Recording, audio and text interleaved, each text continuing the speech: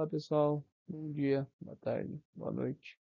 Ah, Quem tá falando é o Felipe Pérez.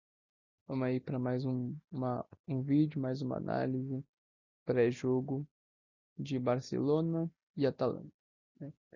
Então, vamos falar um pouco aí sobre ah, esse confronto final da fase de Liga de Champions League.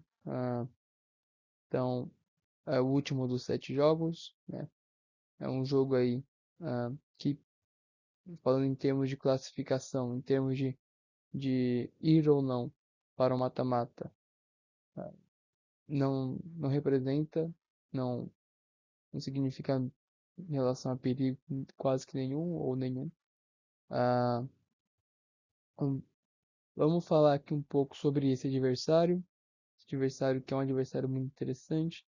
A Atalanta que é um elenco, é um time que já está junto há muito tempo. A Atalanta que já tem o seu treinador há bastante tempo. A gente vai falar um pouco sobre isso, sobre essa questão da longevidade, o trabalho aí do Gasperini, que é o treinador. Ah, Vamos tratar também um pouquinho sobre uma peculiaridade que esse time tem, uma, uma, ah, uma marca muito grande que esse time carrega consigo, assim como o Barcelona tem tido a marcação, né, tem ficado marcado aí por conta da marcação com linha de impedimento. A Atalanta é um time que é marcado muito por conta da sua marcação com perseguições individuais, marcação firme, marcação forte. Vamos tentar entender um pouco de como que ah, o time joga, como que o time se propõe a jogar, quem são os jogadores, quem são as armas que fazem dessa batalha uma batalha interessante, ainda que não em pontos, mas sempre é interessante saber como os nossos adversários jogam, saber como que os adversários trabalham aí para para vir contra o Barcelona. Sempre interessante. Bom, então como já foi falado, é trabalho do Giampiero Gasperini, trabalho aí de muitos anos, desde 2016, na Atalanta. Trabalho sem dúvida nenhuma revolucionário, que mudou completamente. A gente tem aquele costume aí de falar de trabalhos que mudam o patamar de um time, de momentos que mudam o patamar, de momentos históricos. Sem dúvida, a organização, o trabalho, que tem sido feito ali na Atalanta tem dado resultado e tem sido muito especial porque o clube tem vivido momentos e momentos, para falar a verdade, desde 2020, eu acredito que seja o primeiro momento onde eles tiveram mais destaque, o primeiro holofote grande de fato que eles tiveram foi em 2020, ah, quando a gente teve a Champions, né, por conta de toda a questão do Covid e tal, mudando para aquele esquema de jogo em mata, né, só um jogo e tal. E isso permitiu, isso e outros fatores, obviamente a competência daquele time, permitiu que o time da Atalanta fosse muito longe, em comparação aí com aquilo que era o previsto inicialmente, e também que ganhasse muitos jogos grandes, né? Vencesse aí, tivesse uma trajetória muito marcante, o que acabou tornando aquele time um time marcado que, como é que eu posso dizer, gerou uma certa simpatia para os torcedores, né? Então, mesmo para aqueles que não necessariamente acompanham fortemente o futebol italiano e tal, mas gerou um certo interesse, porque também, como eu já falei antes, é um time que tem suas peculiaridades, tem suas particularidades, que tornam ele um time marcante mesmo. Então, as estatísticas aí não mentem. São 419 jogos, 220 vitórias por parte aí do Gasperini. Eu acredito que sim, deve ser, até pelas pesquisas que eu fiz, deve ser o treinador com mais vitórias e mais jogos, acredito eu, da história da Atalanta, se não em questão de número, em questão de marca, em questão de grandeza, sem dúvida é um dos maiores, se não for o maior do clube, né? Também vamos deixar aqui mais um espaço para falar sobre a questão da longevidade, né? Então é o, se não me engano, o terceiro treinador de Champions League com maior número de jogos, terceiro ou quarto, tá ali nesse meio com um grande número de jogos, atrás só do Simeone, acredito que do Guardiola, e, bom, tá ali sempre muito bem colocado em relação à quantidade de jogos. Em um futebol que está cada vez mais dinâmico em relação à troca de treinador, em relação a mudanças de profissional. Quando você tem um cara que é marcante, assim, que tá aí para fazer quase 10 anos no clube, meu, você tem que olhar com uma lupa, você tem que pensar, esse cara, ele é diferente. E o diferente não se dá só na longevidade, não. O diferente se dá também no trabalho, como eu já falei várias vezes. Bom, agora a gente vai tratar um pouco sobre o que faz esse time ser um time diferente, o que faz esse time ser um time que atraiu e atrai tantas pessoas, né?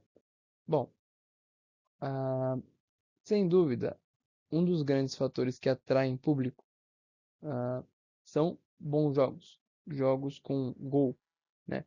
Se tem uma coisa que a Atalanta consegue te entregar, eu fiz ali a análise dos, dos placares, né? Os placares recorrentes do time da Atalanta em campeonato italiano, né? A gente vai perceber aí uma predominância muito forte de jogos com bastante gols, né? Então, por exemplo, vão ter poucos jogos aí em 0-0, poucos jogos em 1-1, ah, na verdade em 1-1 nem tanto, mas em 0-0, 1-0, né? Então, a Atalanta é aquele tipo de time que joga e deixa jogar. Apesar de ser um pouco clichê esse tipo de colocação, se é uma colocação meio até fácil, eu diria, né?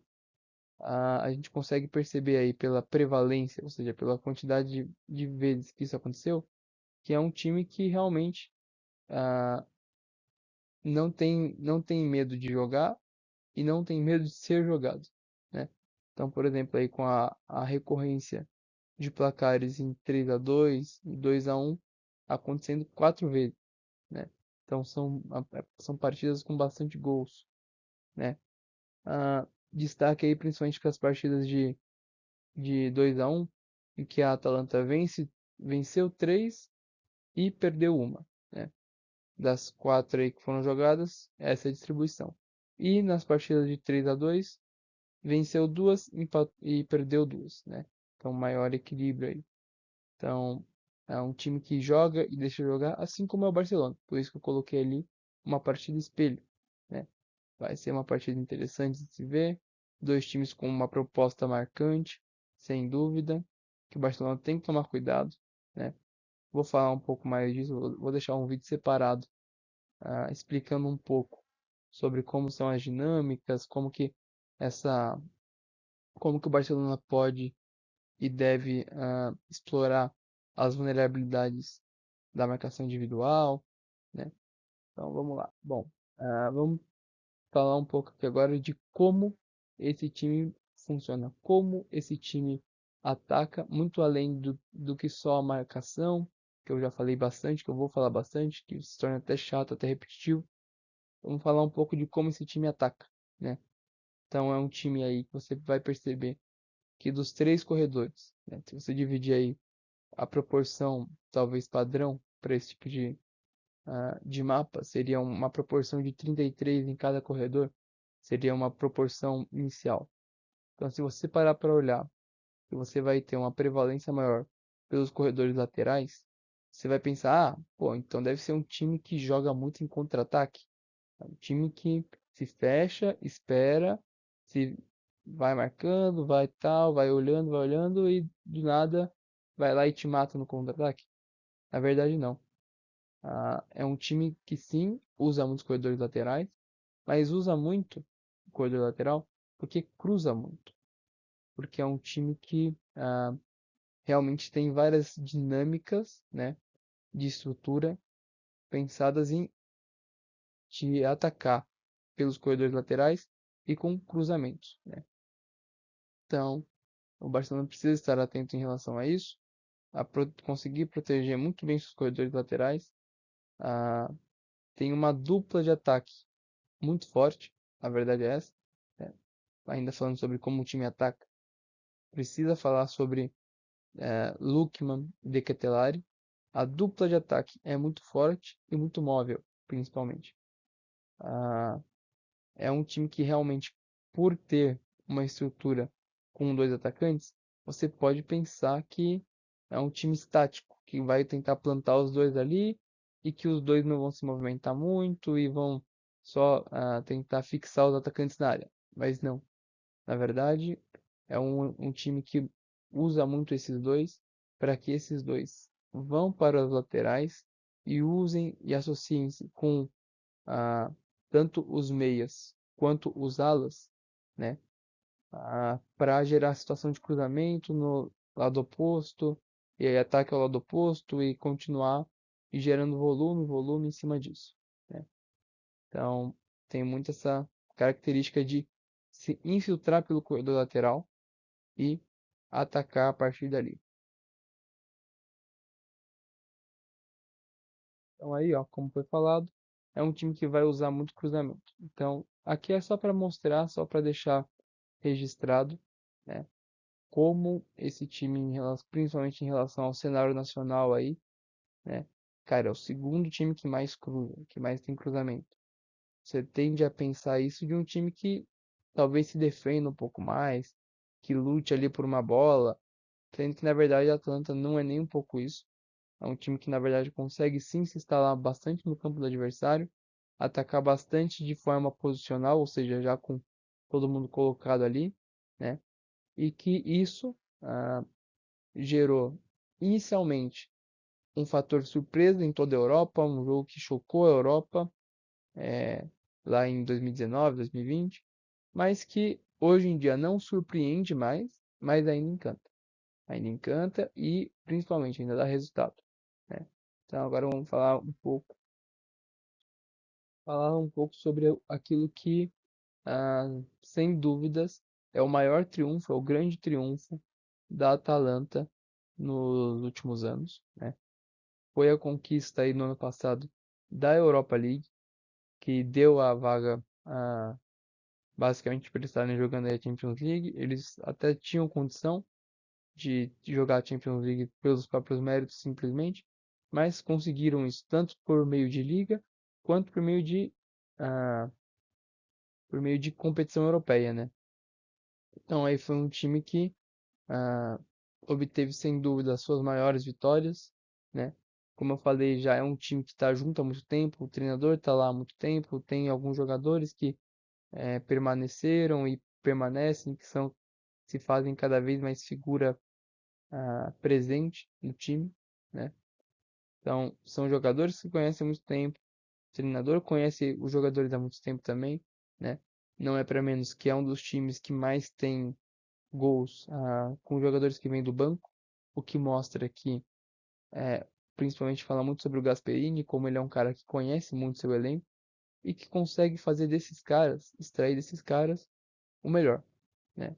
O melhor que muitas vezes aí pode ser visto não só em questão de desempenho, mas em questão de título também, porque título comprova a eficiência, título comprova bom trabalho, isso mostra bom trabalho.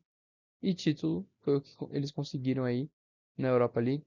Detalhe para vitória na final contra o Bayer Leverkusen, aquele mesmo, Bayer Leverkusen que até aquele momento a temporada estava invicto. Ah, então, foram eles que derrubaram os invictos, foram eles que mataram o gigante. Ah, então, isso sem dúvida também é uma grande conquista, né? Foi um jogo muito, muito interessante, muito legal de se ver, onde o Lookman, né, jogador aí que já foi comentado um pouco, fez 3 gols, se valorizou muito no mercado por conta da situação, merece muito, é um jogador muito interessante, muito elétrico, tá? Além de diversos outros valores que existem nesse time da Atalanta, né? Entre eles, talvez eu poderia destacar ali, além do Lookman, o Jerry, que é um lateral bastante correto defensivamente, muito eficiente ofensivamente, que sabe muito bem a hora de fazer ultrapassagem, sabe muito bem a hora de se oferecer como opção de passe. Ah, também o Ederson, que é brasileiro, já tem convocação pela seleção brasileira. É um volante, né? É um volante ali que tem muita consciência de distribuição de jogo, da importância de você saber variar o corredor, saber jogar pelo corredor menos denso, pelo corredor mais denso. Então, tem muito essa capacidade de entender os tempos do jogo, né? Distribuir muito bem os tempos do jogo. Não é para menos que já foi interesse do Barcelona, já foi cogitado, já foi pensado a contratação do Ederson. Então, se já foi pensado aí, a gente tem que saber reconhecer que o cara é bom também, tem qualidade. E aí, então, agora já se encaminhando aí para o final do vídeo, vamos falar um pouco sobre a projeção, sobre aquilo que deve vir a ser o final dessa fase de liga, né? Com os times já se preparando aí para jogar os últimos jogos. Vai ter essa peculiaridade aí de todo mundo jogar junto, todo mundo jogar no mesmo horário. É algo novo, é um produto novo aí que a TV está tentando montar. Bom, vamos falar um pouco aí sobre os times, né? Principalmente olhando ali para a parte de cima da tabela, a gente vai ter os times do Arsenal, da Inter de Milão, do Atlético de Madrid e do Milan. São os times que eu fiz esse recorte porque pela pontuação são times que podem ou passar o Barcelona em pontos em caso de derrota, ou empatar com o Barcelona em pontos em caso de derrota. Óbvio que o empate já em muitos contextos aí já nos basta para nos manter ah, em um cenário confortável, mas mesmo assim, né? Então a gente vai ter aí, vale destacar a quantidade de partidas fora, né? Então eles indo jogar contra outros adversários, saindo de seus domínios, sempre é algo interessante, né? Vou destacar aí os, os dois primeiros times, um tanto quanto distante aqui, o Arsenal e a Inter de Milão, né? ah, que vão jogar aí contra o Mônaco e o Girona. Esses dois são times que conseguem igualar com o Barcelona em pontos, por isso que eu vou destacar eles aqui, né? Então, é, o Arsenal joga fora e a Inter joga em casa. Não, é isso. O Arsenal joga fora e a Inter joga em casa.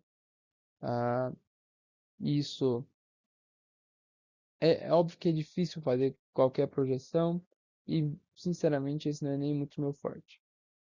Vamos lá. É, Dessa vez aqui, 3, 2, 1, vai. É, Bom, como eu tinha falado antes, eu vou deixar esse espaço aqui agora para falar um pouco sobre os encaixes táticos do jogo, os encaixes táticos da partida, aquilo que eu acredito que vai acontecer no jogo. Ah, então, é, como eu falei, a Atalanta é um time que marca muito a partir de encaixe individual, né? A partir de uma referência individual que você tem que ter uma perseguição, um nível de perseguições muito altas, né? Ah, Esse tipo de marcação não só exige fisicamente, como também exige mentalmente dos jogadores que estão defendendo, no caso, os jogadores da Atalanta. É, então, é interessante a gente notar, né, nos gols ali, que a gente vai ter alguns momentos até de alguns apagões durante os jogos, né? Que basicamente essa marcação ela tem seus prós, obviamente, né? Ela deixa o jogo muito físico, acaba podendo talvez ali igualar alguns duelos e te dar algumas vantagens, principalmente na questão da confiança, né? Mas também ela te cobra um preço, tanto físico, né? Porque jogar assim os 90 minutos é cansativo, não tem, naturalmente, quando você já joga com um sistema que te faz correr menos, você já faz uma gestão de minutos. Então, ainda mais quando você tem uma situação onde você é exposto a constantemente estar brigando, estar lutando pela posse de bola, isso fica ainda mais acentuado, fica ainda pior. Ah, vamos lá. Além dessa questão da marcação individual, né? A gente vai ter também as estruturas, né? Então, você vai ter aqui tanto a estrutura do Barcelona num sistema de 3-2, né? Com três zagueiros, sendo na verdade dois zagueiros e um volante que desce aí para fazer a saída e para libertar principalmente os dois alas, né? Os dois laterais, os dois alas para jogar em associação com os pontas, né? É assim que o Barcelona tem jogado, já há uns 2, 3 jogos. É, mas apesar disso, né? A gente vai falar um pouco aqui também da Atalanta. Como a Atalanta ela é um time que, por ter marcação individual, ela se baseia muito naquilo que o adversário faz, mas projetando uma vez que essa seja de fato a saída do Barcelona, né? É, também é interessante notar quais vão ser os espaços, né, que a Atlanta vai acabar permitindo ou deve acabar permitindo que a gente jogue, né? Então, não é novidade para ninguém. Quando você joga contra o Barcelona vai querer ter a bola, ele vai querer que a bola volte, que a bola seja trabalhada, né? E para a Atalanta tudo bem, é isso mesmo que ela quer, que a bola volte, que a bola fique principalmente com o seu goleiro. E o goleiro tem essa função de distribuir o jogo. Para o Barcelona, isso não é algo que é necessariamente uma novidade, né? Mas, bom, a gente vai ter aí o goleiro, né, com a bola no pé. Muitas vezes vai pegar aqui a bola agora. Aqui.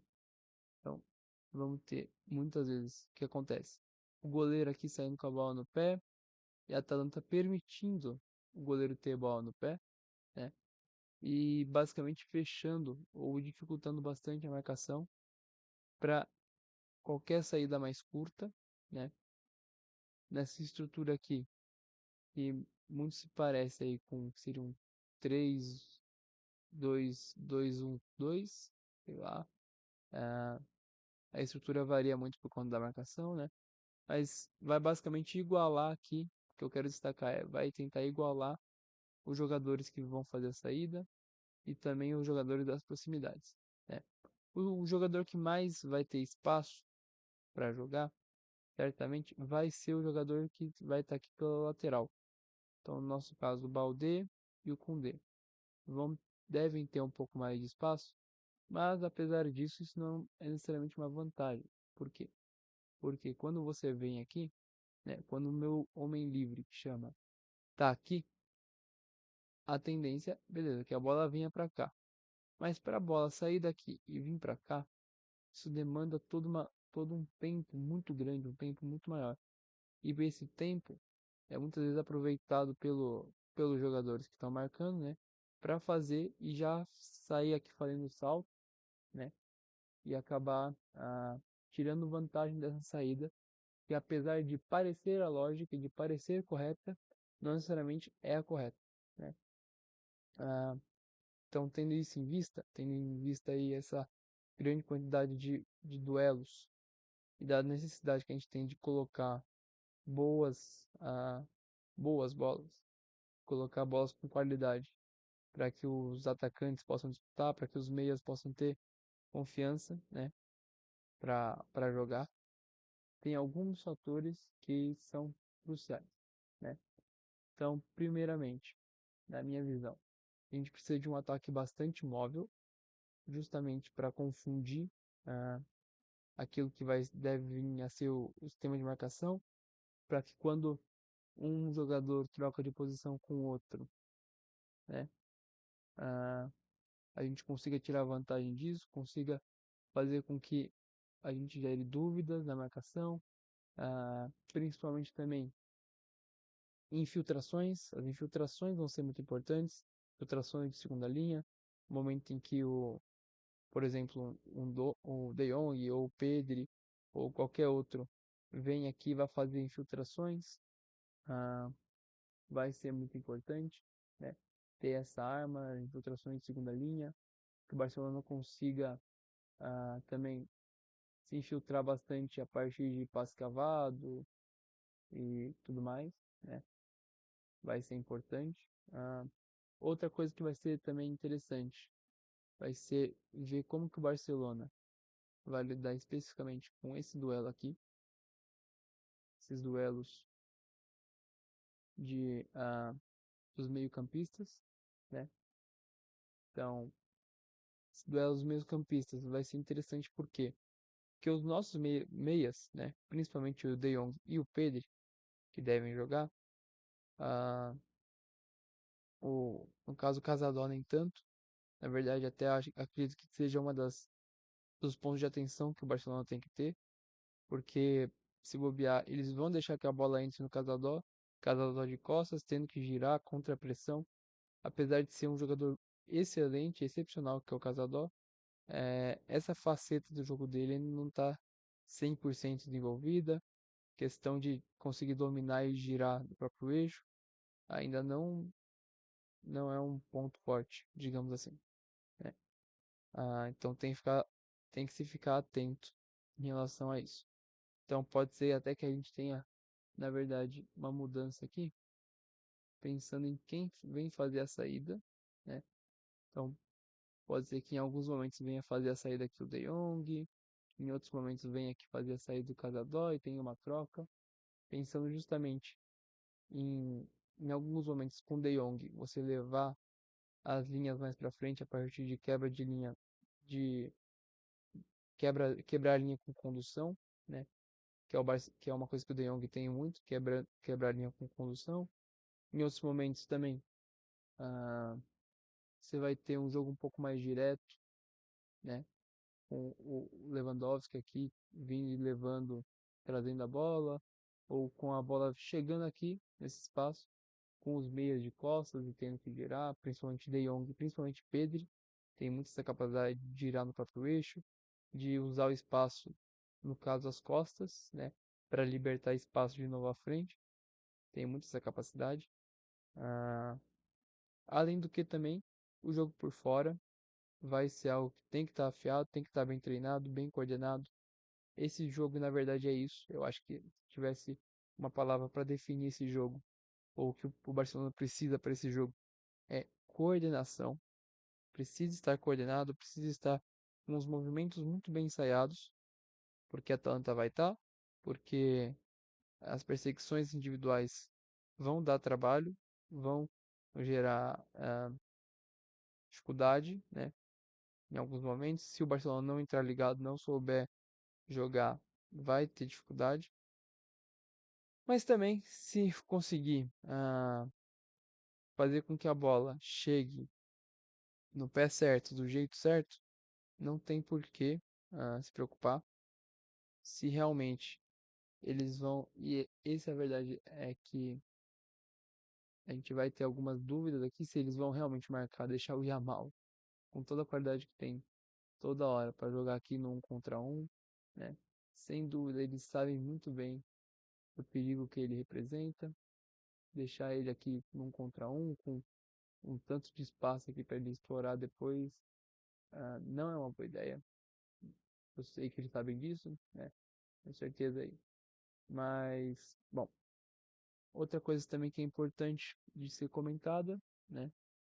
É se a gente fizer aqui, se a gente fizer aqui o, o, o paralelo com o que foi jogado entre o Atalanta e o Real Madrid, por exemplo, né? A gente vai perceber, é, a gente vai perceber muito forte a, a questão de usar o goleiro, né? Muitas vezes eu posso até deslocar aqui para cá, usar o goleiro, né? Para fazer uma saída de bola, né? Que é por essa zona mesmo, pelo corredor central, usar uma bola mais longa para os atacantes, né? O atacante aí jogar em mobilidade, no caso. Então o atacante vem, né? O goleiro na verdade vem, ele dá um passe, o atacante vem buscar. Uma vez que o atacante vem buscar, ah, você já vai estar quebrando uma série de linhas de pressão, vai estar fugindo aqui desse encaixe, ou vai estar dificultando muito esse encaixe, né?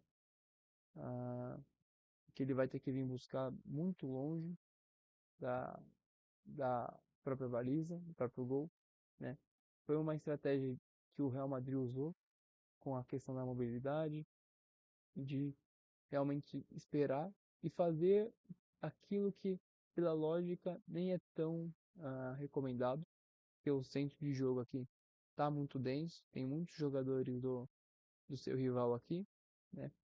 Então fica complicado de você fazer esse tipo de jogada, né? Ah,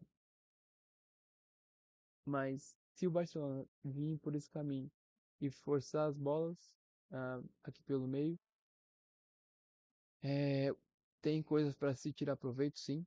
Você consegue tirar proveito, você consegue, a partir de um meio mais preenchido e mais povoado e um ataque mais móvel, você consegue sim tirar vantagens desse ataque aí da Atalanta, né? Então, eu acredito que é isso. Não sei quanto tempo deu de vídeo a mais, né? Então, para finalizar, muito obrigado por assistir. Obrigado aí por mais uma vez estarem comigo aí. Ah, esse, essas são as minhas impressões do jogo. Deixa as suas aí. Deixa quais são suas expectativas, aquilo que você acha que vai acontecer, que não vai acontecer, é, aquilo que você acha que vai ser a temporada. Pode deixar aí qualquer coisa, qualquer engajamento, o seu like, seu dislike, são bem-vindos todos, todas as formas de engajamento, de interação, são bem-vindos, ok? Então é isso, muito obrigado, deixe seu like, se inscreve, valeu!